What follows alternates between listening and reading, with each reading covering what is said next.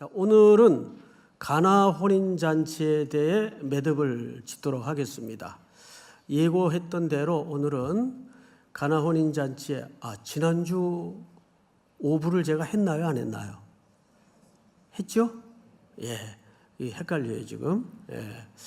예고했던 대로 오늘은 가나 혼인잔치에 등장한 인물들을 중심으로 해서 어떤 시각을 갖고 있나를 좀 보도록 하겠습니다.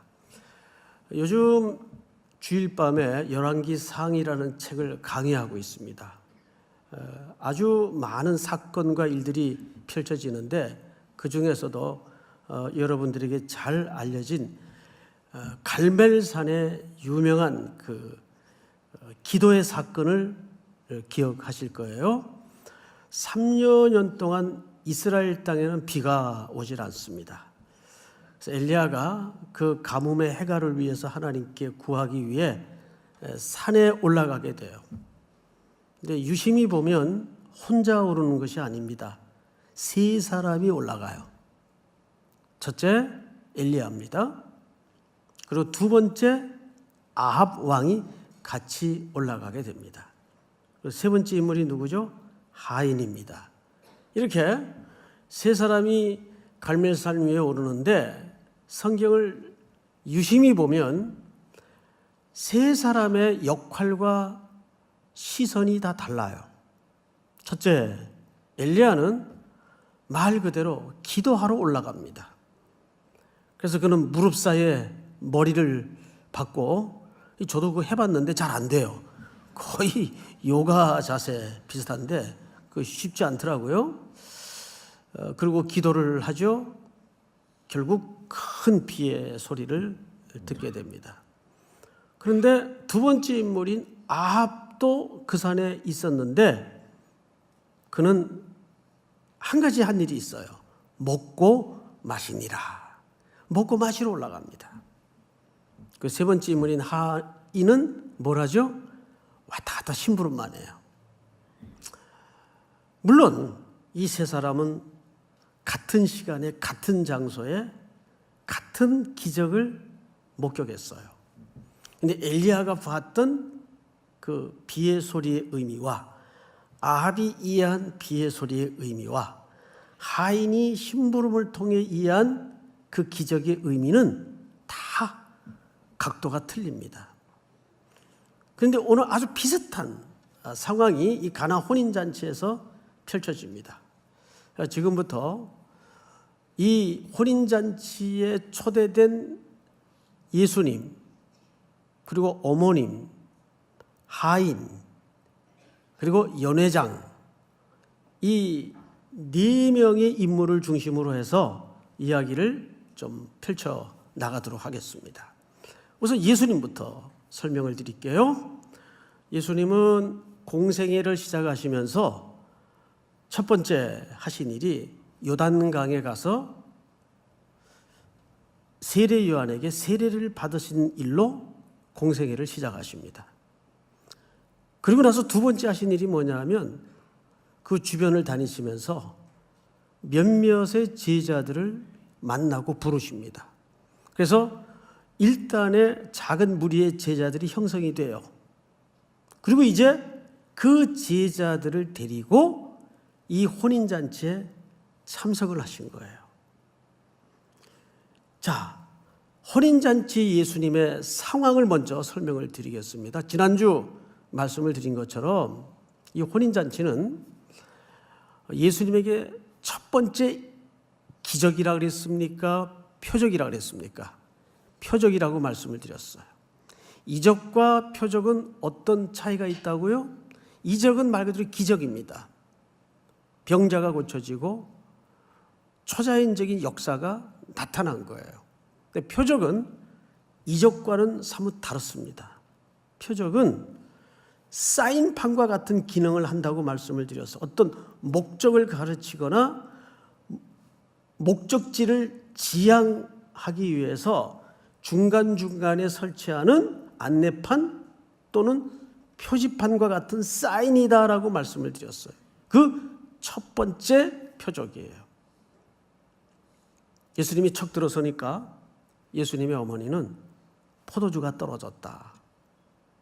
근데 아주 충격적인, 저도 어머님에게는 충격적인 발언을 합니다. 기나이, 여자여, 여자여. 나와 무슨 상관이 있나이까? 내 때가 이르지 아니하였나이다. 여기 때는 7번 등장을 하는데 예수님의 죽음의 시간을 얘기해요. 그럼으로써 예수님은 버릇없는 표현이나 어머니를 하대한 게 아니라 드디어 자기의 신분과 오신 목적에 대해서 공식적이고 아주 오피셜한 차원에서 어머니의 인간적인 요구를 거부한 겁니다. 그러면서 또한 물로 포도주를 만들어내십니다. 여기에는 이중적 의미가 있다고 말씀을 드렸어요. 이 포도주를 만드신 것은 장차 자기가 대속의 제물로 이 땅에 오신 목적대로 아버지의 명을 순종해서 십자가에 죽어 흘릴 피를 상징한다고 말씀을 드렸어요. 그럼으로써 예수님은 이 첫 번째 사인판, 표적을 통해서 나는 이 땅에 왜 왔고 무엇을 위해 왔는가를 공개적으로 천명한 사건이라고 설명을 드렸습니다. 이것이 오늘 이 사건에 등장하는 예수님의 역할의 전부입니다. 여기까지는 별 어려움이 없어요. 그런데 어쩌면 오늘 이야기에 가장 풍성한 소재를 제공하는 이제 마리아의 순서로 들어가십시다. 여러분, 마리아는 예수님의 몸을 이 땅에 잉태하여 낳게 하신 모친입니다. 그런데 오늘 이 사건을 여러분들이 어머니의 입장에서 한번 이해를 해보자고요. 아들이 들어왔어요. 그래서 반가운 마음에 포도주가 떨어졌다. 이것은 여러분, 어머니가 꼭 그러니까 네가 어떤 기적을 좀 일으켜서 이 사건을 해결해 다오, 꼭 이 차원만은 아닐 겁니다. 왜냐하면 이 표적이 몇 번째 표적이라고 그랬죠? 첫 번째 표적이라고 그랬어요. 그러면 이전에는 이런 일들이 있었다는 얘기입니까? 없었다는 얘기입니까? 없었다는 얘기예요. 첫 번째 표적이니까. 그러면 어머니의 요구는 도대체 어떤 의도를 갖고 있을까요? 한국에서 장남으로 산다는 것은 어떤 삶인지 아시죠? 저도 이제 장남인데, 4남매 중에 장남인데, 장남은 평생 잘해야 본전이에요. 잘하면 당연히 하는 거고, 못하면 장남이 그래서 되겠냐고 야단을 맞고, 제 기억으로 성장 과정에서 그래서 어머님에게 칭찬을 받았던 기억이 사실 없어요. 거짓말 같죠? 사실입니다. 늘 아버님이 8살 때 돌아가셔 놓으니까 항상 어머니는 제게 엄한 책임과 엄한 삶의 태도만 강조하셨어요. 네가 장남이다. 네가 다 동생들을 거느려야 된다. 네가 잘못되면 다 잘못된다. 이게 은연중에 뇌리에 침착이 되는데 그 부담감이라는 게 굉장해요. 그리고 잘하면 장남이니까 당연히 하는 거예요. 그래서 대한민국에서 장남으로 산다는 것은 엄청난 부담이에요. 그런데 이와 못지않게 비슷한 컨셉을 가진 민족이 유대민족이에요. 예수님도 추정컨대 어렸을 때 요셉 목수인 아버지는 돌아가셨습니다. 그리고 이제 마리아 혼자서 여러 남매를 키웠어요. 그 후에 자녀들이 또 낳았단 말이에요. 그러면 자연히 예수님은 장남이에요. 그러면 홀어머니가 장남에게 갖는 시선은 남다릅니다. 남편도 되고 절대적인 내 인생의 의존자예요. 그러니까 당연히 어머니로서 장남이 아들이 제자들을 데리고 들어오니까 포도주가 떨어졌다. 이 말은 네가 좀 이 일을 어떻게 좀 수습해 줄 수 있겠니? 정도로 이해해도 틀린 이해는 아닙니다. 그런데 거기에다 대고 예수님이 아주 서늘한 표현을 하신 거예요. 갑자기 기나이 여자여, 이 일이 나와 무슨 상관이 있나이까 했을 때 여러분들이 마리아라면 어떤 기분이 들었을까요? 아주 그 미묘한 감정이 복잡하게 스쳐 지나갔을 것 같아요. 그런데 5절을 잘 보세요. 5절을 보시면 이렇게 되어 있습니다. 한번 같이 읽어볼까요? 5절 시작. 너희에게 무슨 말씀을 하시든지 그대로 하라 하니라. 네, 5절은 마리아의 심경 변화에 아주 중요한 단서와 힌트를 두 가지를 암시합니다. 자, 귀로 들으시고 눈으로 보시고 제가 다시 한번 이 본문을 찬찬히 읽어드릴 테니까 우선 어떤 기반에도 발을 딛지 말고 뉘앙스만 한번 건져보세요. 어떤 느낌이 드는가? 그의 어머니가 하인들에게 이르되 너희에게 무슨 말씀을 하시든지 그대로 하라. 앞을 보세요. 이게 아들의 그 냉정한 반응에 따른 어머니의 리액션이에요. 근데 기분 나빠서 하시는 말씀 같아요. 아들 이상의 어떤 존중감이 여기 깔려 있는 것 같아요. 후자죠? 예. 누가 자기 아들한테 자기 아들을 거론하면서 하인들에게 무슨 말씀을 하시든지 이런 표현을 써요. 이것은 이미 마리아의 의식 한복판에 인식의 변화가 왔다는 근거입니다.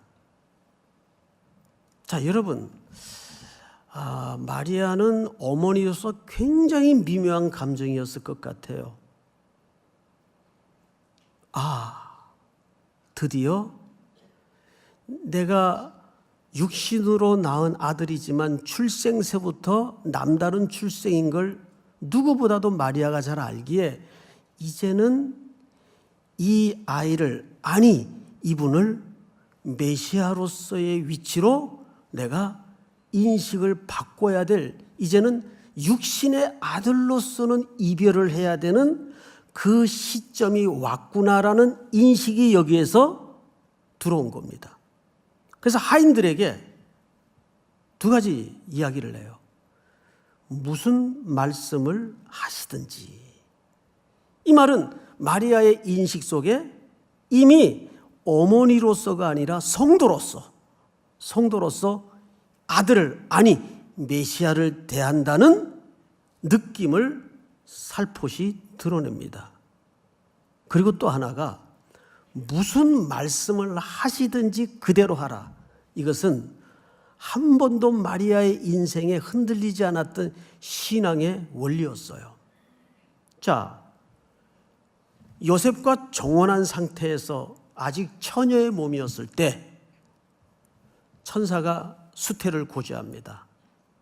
처음에는 너무 놀라서 내가 사내를 알지 못하는데 내게 어찌 이런 일이 있으리요. 다시 거듭 강조하니까 주의 뜻이 이루어지기를 원하나이다. 이것은 사실상 마리아가 그 시대의 규율과 율법을 근거로 해서 이해할 때 목숨을 건 결단입니다. 죽음을 각오한 고백이에요. 자, 그러면 이미 요셉이나 마리아는 아직 젊고 어렸지만 구약의 율법에 대한 이해와 기대와 준비와 수납의 태도가 준비되어 있었다는 얘기일까요? 전혀 준비되지 않았다는 얘기일까요? 준비되어 있었다는 얘기입니다. 여러분, 어제까지 막걸리집에서 니나노 하다가 어느 날 내년 이맘때 내가 아들을 낳을 것인데, 그러면 아멘 가능해요? 그럼 불가능한 겁니다. 우리가 아무리 성경을 읽어도 첫 번째 기초는 상식선에서 읽을 줄 알아야 돼요. 이미 마리아는 어릴 적부터 구약의 율법을 잘 이해했고 그 율법에 암시했던 그리스도를 기다렸고 그리고 성령의 수태고지를 통해서 그 말씀을, 그 약속을, 그 하나님의 명령을 수납할 수 있는 태도를 갖고 있었다는 거예요. 우리는 이 예수님의 어머니 속에 오늘 가나 혼인잔치의 현장만 놓고 볼 때 두 가지를 알 수 있어요.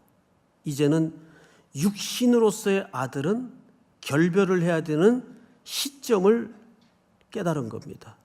그러니 이 마리아가 참 아팠을 것 같아요. 그러니까 아프다는 표현보다는 뭐라고 묘사를 해야 될까요? 굉장히 애잔한 마음이 있지 않았을까. 그래서 아기 예수를 성전에 결례를 따라 이 부모들이 데리고 갔을 때 거기 그 아기 예수의 구주나심을 오랜 세월 기다리던 한 선지자가 이런 예언을 했죠. 누가복음 2장을 띄워주세요. 같이 한번 읽어볼까요? 시작.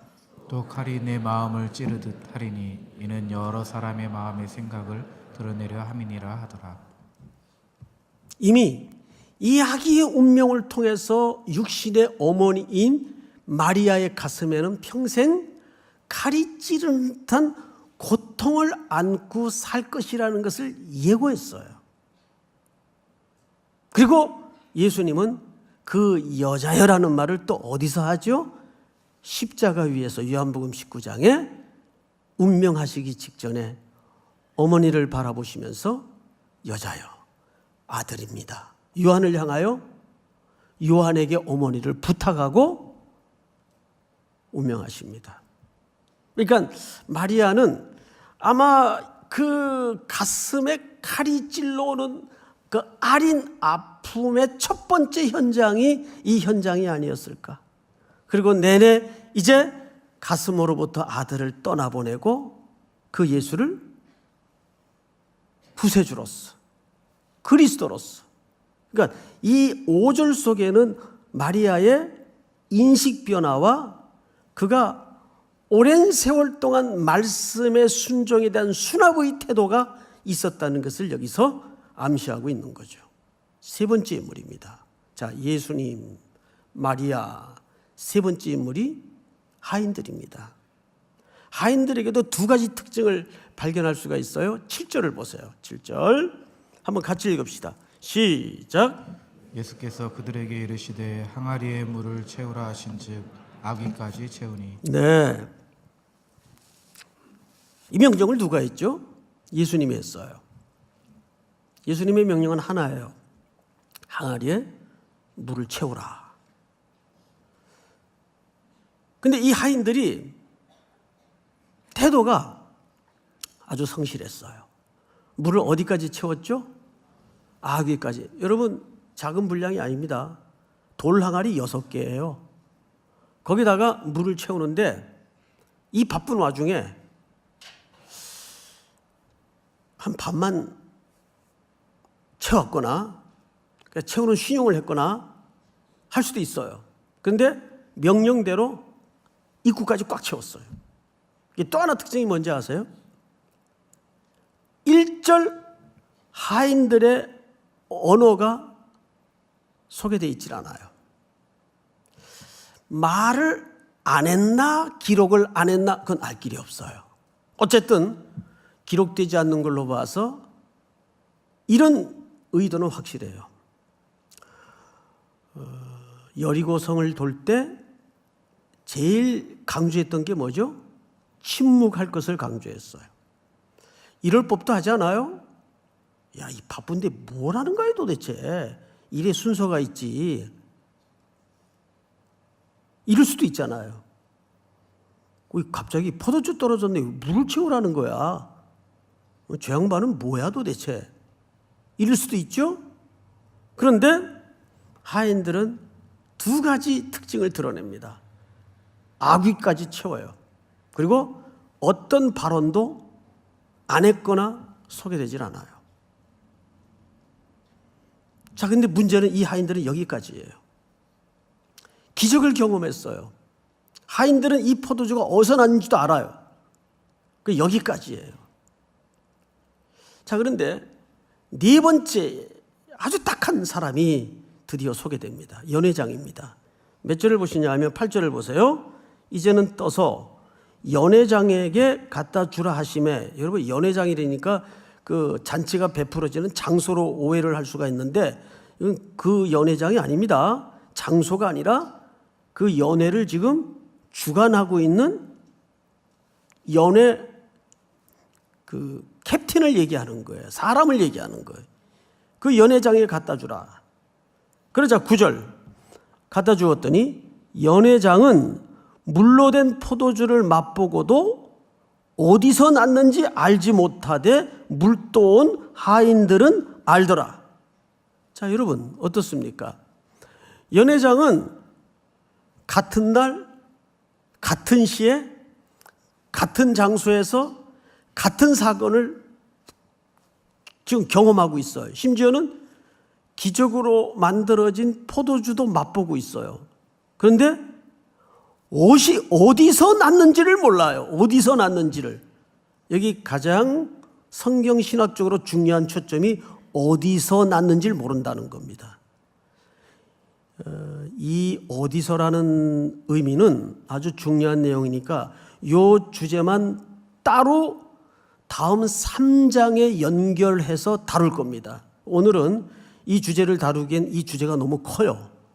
그래서 오늘은 이걸 말하면 또 스포가 되니까 오늘은 이게 중요하다는 정도만 믿기 정도로 물고 가시고 요거는 다음 주쯤 소개가 될 겁니다. 이거 굉장히 중요한 주제예요. 지나갑시다. 근데 문제는 이 연회장은 아무것도 몰랐다는 거예요. 기적을 경험하고도 몰랐다는 거예요. 신앙생활 속에 이런 사람이 있어요, 없어요? 많죠. 많죠. 교회 안에는 각양각층의 시선을 가진 신앙의 차이를 가진 사람들이 존재해요. 어떤 사람은 하인 같은 시각이 있어요. 기적까지를 체험했는데 거기까지예요. 또 더 딱한 사람은 연회장이에요. 기적을 맛보고도 뭐가 뭔지를 몰라요. 또 마리아 같은 사람이 있어요.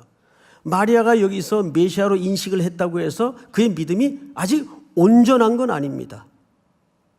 제자들도 마찬가지예요. 그런데 무슨 계기는 되었죠? 예수 그리스도를 구세주로 메시아로 눈뜨는 계기는 되었단 말이에요.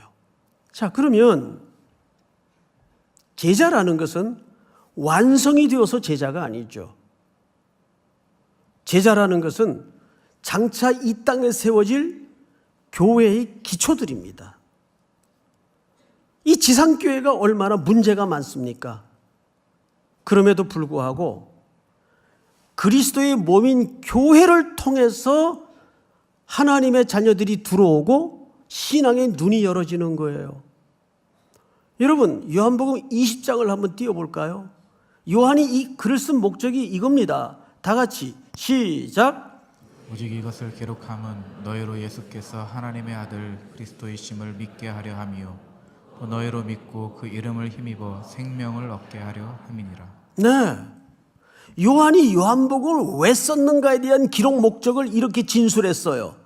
이것을 기록함은 너희로 예수께서 하나님의 아들 그리스도이심을 믿게 하려 하며, 이것이 오늘 첫 표적에서 제자들이 믿으니라. 뭘 보고요? 영광을 보고. 예수의 영광은 뭡니까? 예수의 영광은 아버지의 명령대로 십자가에 자신이 대속의 죽음을 주고 우리를 구속하고 대속의 사함을 위해서 죽으시는 것이 예수님의 영광이에요. 여러분, 그렇다면 우리는 결코 기적이냐, 이 문제가 나한테 유익이냐 손해냐, 우리는 어떤 사건과 사연과 문제가 벌어질 때마다 항상 어떤 프레임에 갇혀 있냐 하면 이게 나한테 손해가 될까 유익이 될까, 이 문제가 해결될까 안 될까, 이런 프레임에만 인생의 문제들을 해석하고 이해하는 관습이 있다고요. 그런데 예수님에게나 하나님에게는 그런 문제들이 그닥 일차적인 관심이 아니라는 걸 인지하시기 바랍니다. 정말 하나님의 관심은 그런 우리 인생의 길목에 얹어지는 수많은 사건, 사연, 사고를 통해서 뭘 깨닫게 하는 거예요? 믿음을 갖게 하는 게 하나님의 주된 목적이라는 거죠. 교회 안에는 다양한 파들이 있어요. 어떤 형제는 여자친구 따라왔다가 장로까지 된 사람도 있고, 어떤 분은 빚쟁이한테 빚 받으러 왔다가 걸려가지고 권사까지 된 분들도 있고, 어떤 남편은 부인 라이드 해주다가 교회 절대 안 들어오고 길거리에 차 안에 앉아 있다가 1년 지나니까 로비로 들어와요. 그래서 심심하면 나가서 담배 한 대 피고, 그리고 한 몇 개월 지나다가 이것들 도대체 저 본당에서 뭐 하는 거야 하고 궁금해서, 근데 그게 괜히 궁금해지는 게 아니란 말이에요. 예? 하나님께서 그 영혼을 초대하시고 이끄시고 사랑하시기에 궁금해지는 거예요. 저것들 뭐 하나 도대체 저 안에서. 이게 자기의 의지로 되는 것 같지요? 아니에요. 천만의 말씀이요. 주께서 예배하는 자를 찾으신다니까요. 주께서 찾지 않고 부르지 않으면 우리는 한 사람도 아버지 앞에 올 자가 없어요. 이거를 살금살금 믿음의 눈을 뜨게 해서 하나님의 깊이와 부여를 알아가게 만드는 게 그분의 1차적인 목적이라는 거죠. 믿게 하려 함이라. 제자들이 믿음이라. 믿습니까?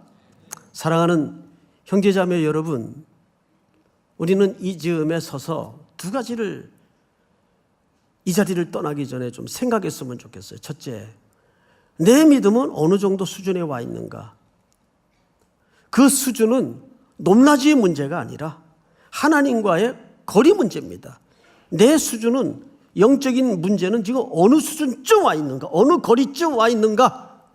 그리고 지금 내 인생의 길에 얹어진 수많은 사연, 사고, 사정들이 내가 혹시 앞서 설명드린 그런 도구마에 빠져 있지는 않는가? 이게 나한테 이익일까 손해일까? 이 문제가 해결될 문제인가 안 될 문제인가? 전전긍긍하게 만들어요.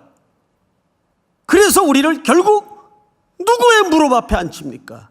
하나님의 무릎 앞에 앉히잖아요. 인간은 그렇게 대단한 존재가 안 돼요. 생의 갈급함과 전전긍긍함이 있어야 그나마 목이 말라 하나님 앞에 한 호흡이라도 주여 한마디 더 할 수 있는 거예요. 우리의 믿음을 강건케 하기 위해서입니다. 믿습니까?